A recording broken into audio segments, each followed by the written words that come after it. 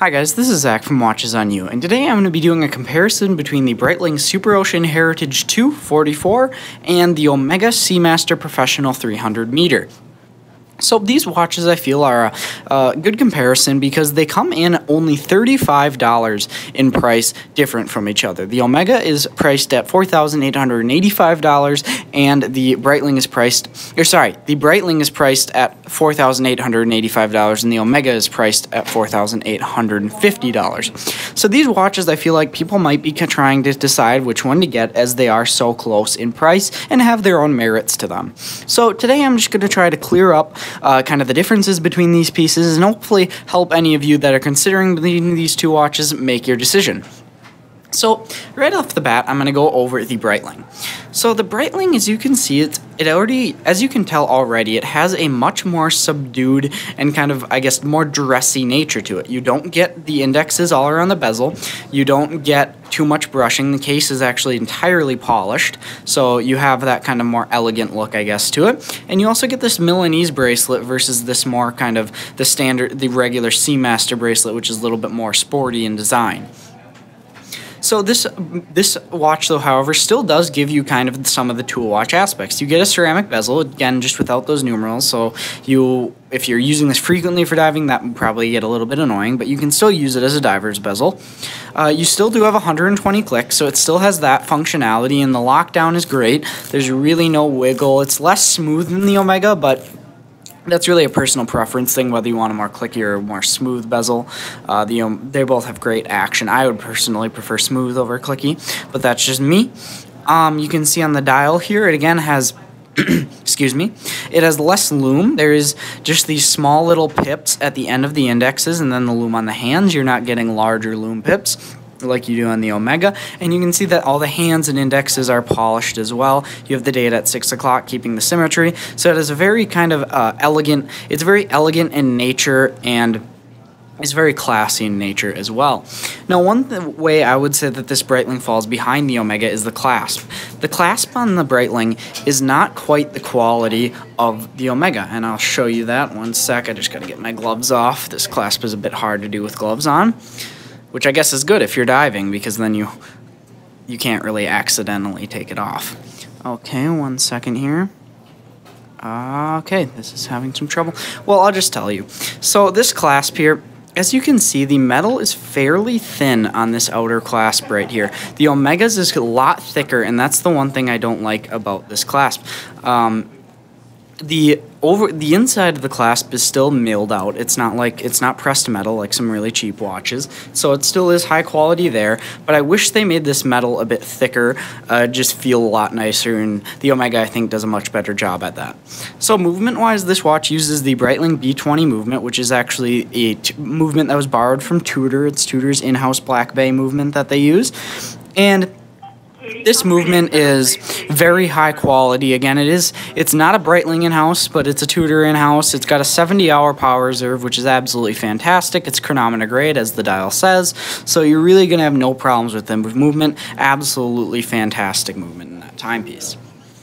So now moving to the Omega. So this Omega is a 42mm versus a 44, so it's going to be a bit smaller. That's just one thing to consider. It's not a huge difference, but if you have a very small wrist, it could provide some difference for you.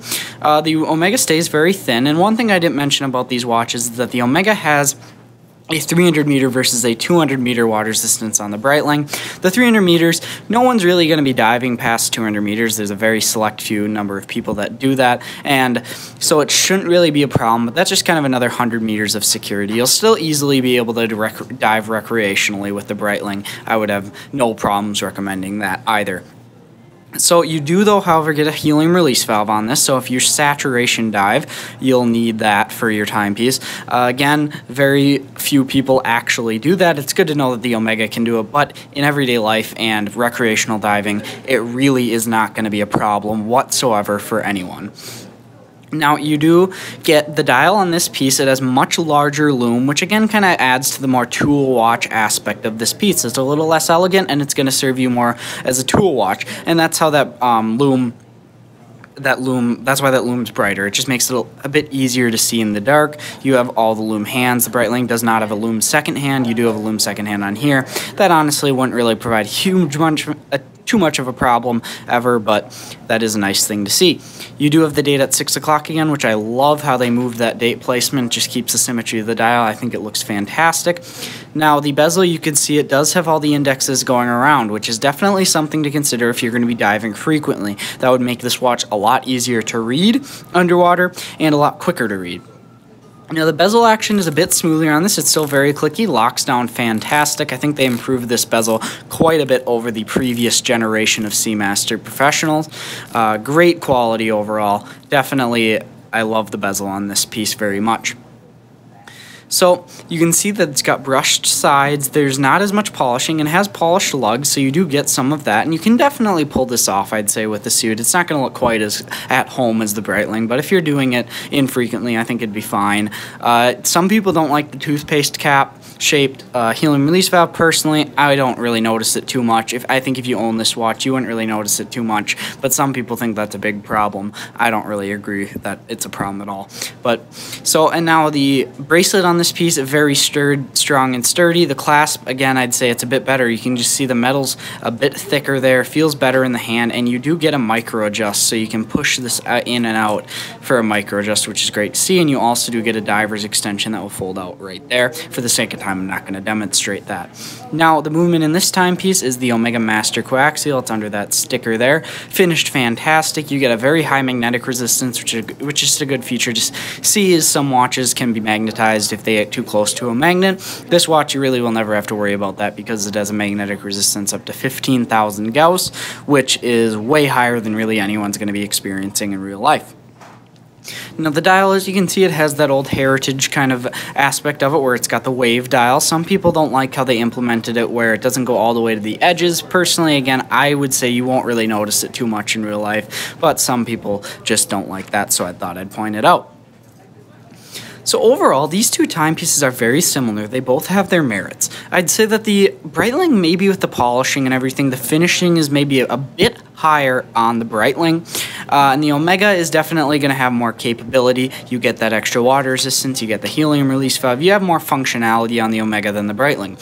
So what I'll say is if you're going to be wearing the watch that you're thinking about frequently to work, you're going to be wearing it with a suit very frequently, and you're not really going to be using the tool part of it, you're not going to dive super frequently, and you're not really going to be putting this watch in too tough of situations, I would say go with the Breitling. The Breitling's just going to look nicer on your wrist, I'd say, a little less noticeable. I mean, it is larger, but the styling of it still is more subdued, and there's really, I think that's definitely the one to go with. Now, the Omega, on the other hand, I think if you're going to be using this more as a tool watch, you're going to be wearing the watch with more casual clothes, and or if you're going to be diving more frequently, go with the Omega. The Omega, again, just gives you more features, gives you that nice the diver's extension on the bracelet, and you just get that more tool watch aspect of it with the extra functionality of this piece.